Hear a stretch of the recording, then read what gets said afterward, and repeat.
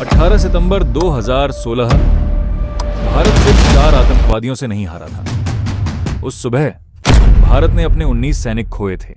उरी के सेना कैंप से उठती आग की लपटें सिर्फ टेंट्स नहीं जला रही थीं, वो पूरे देश के अंदर गुस्सा भर रही थीं। टीवी चैनलों पर चीखती हेडलाइंस चल रही थीं। सोशल मीडिया बदले की मांग कर रहा था और करोड़ों लोग सिर्फ एक सवाल पूछ रहे थे, क्या इस बार भारत जवाब देगा? लेकिन जब पूरा देश कैमरों पर हमला देख रहा था, उसी समय दिल्ली में एक ऐसा खेल शुरू हो चुका था जिसकी भनक दुनिया को भी नहीं थी। आधी रात साउथ ब्लॉक की कुछ लाइटें अब भी जल रही थीं। देश के सबसे बड़े सुरक्षा अधिकारी एक बंद कमरे के अंदर बैठे थे।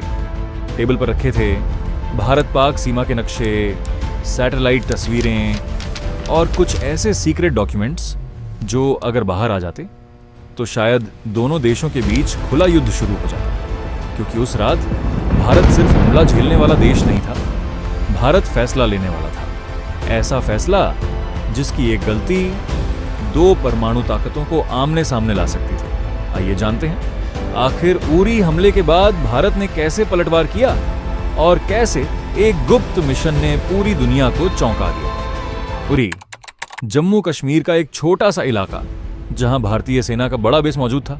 18 सितंबर की सुबह करीब 5 बजे 4 हथियारबंद आतंकवादी अंधेरे का फायदा उठाकर कैंप के अंदर घुस चुके थे। उनके पास ऑटोमेटिक हथियार थे, ग्रेनेड थे और उन्हें पता था कि हमला कहां करना है। कुछ ही मिनटों में पूरा कैंप आग और गोलियों से भर गया। जब तक सेना ने जवाबी कार्रवाई शुरू की, 19 भारतीय सैनिक शहीद हो चुके थे। पूरा देश गुस्से में था, लेकिन दिल्ली में गुस्से से ज्यादा खतरनाक चीज मौजूद थी, दबाव। दुनिया देख रही थी, पाकिस्तान देख रहा था और भारत के सामने सबसे बड़ा सवाल था, क्या इस बार सिर्फ चेतावनी दी जाएगी या इतिहास बदलने वाला कदम उठाया जाएगा?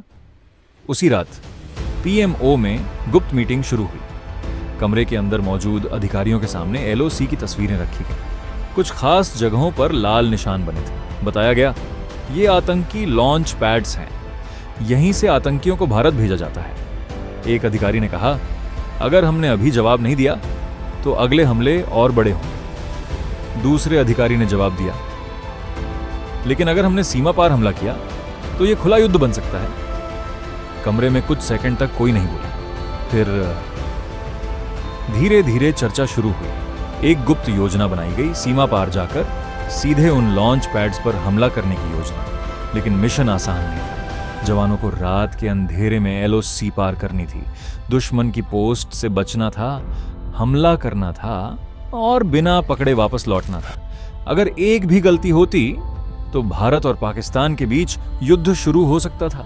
अगले कुछ दिनों तक पूरी तैयारी गुप्त तरीके से की गई। स्पेशल फोर्सेस की टीम चुनी गई। जवानों को इलाके के नक्शे दिखाए गए। ड्रोन और सैटेलाइट से हर मूवमेंट पर नजर रखी जा रही थी। सीमा के पास कुछ यूनिट्स को चुपचाप तैनात किया गया, लेकिन बाहर की दुनिया को कुछ पता नहीं था।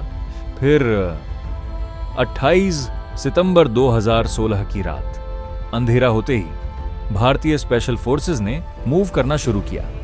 कुछ टीमें जंगलों के रास्ते आगे बढ़ीं, कुछ पहाड़ों के बीच से निकली। हर कदम पर खतरा था।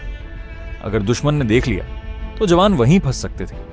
रात गहरी होती गई और भारतीय कमांडोज धीरे धीरे एलओसी पार कर गए। दूसरी तरफ आतंकी लॉन्च पैड्स पर हलचल सामान्य थी। उन्हें अंदाजा भी नहीं था कि मौत उनकी तरफ बढ़ रही है। कुछ देर बाद कमांडोज अपने टारगेट के बेहद करीब पहुंच चुके थे। फिर अचानक हमला शुरू हुआ। गोलियों की आवाज, धमाके और कुछ ही मिनटों में पूरा इलाका जलने लगा। भारतीय जवानों ने कई लॉन्च पैड्स को निशाना बनाया। बताया जाता है कि इस हमले में कई आतंकवादी और उनके मददगार मारे गए। लेकिन सबसे खतरनाक हिस्सा अभी बाकी था, वापस लौटना, क्योंकि अब दुश्मन अलर्ट हो चुका था। सीमा के उस पार हलचल बढ़ गई। कुछ जगहों पर गोलीबारी शुरू हो गई, लेकिन भारतीय कमांडोज तेजी से वापस बढ़ते रहे। कई घंटों बाद जब आखिरी टीम भी सुरक्षित भारतीय सीमा में लौट आई, तब जाकर दिल्ली में बैठे अधिकारियों ने राहत की सांस ली। भारत ने पहली बार खुलकर स्वीकार किया कि उसने सीमा पार सर्जिकल स्ट्राइक की है। पूरी दुनिया हैरान रह गई, क्योंकि दक्षिण एशिया में पहली बार इतनी खुली सैन्य कार्रवाई सार्वजनिक हुई थी। पाकिस्तान ने अलग दावा किया, भारत ने अलग, लेकिन एक बात साफ थी, उरी हमला सिर्फ एक आतंकी हमला बनकर नहीं रह गया था। उसने भारत की सैन्य नीति बदल दी थी।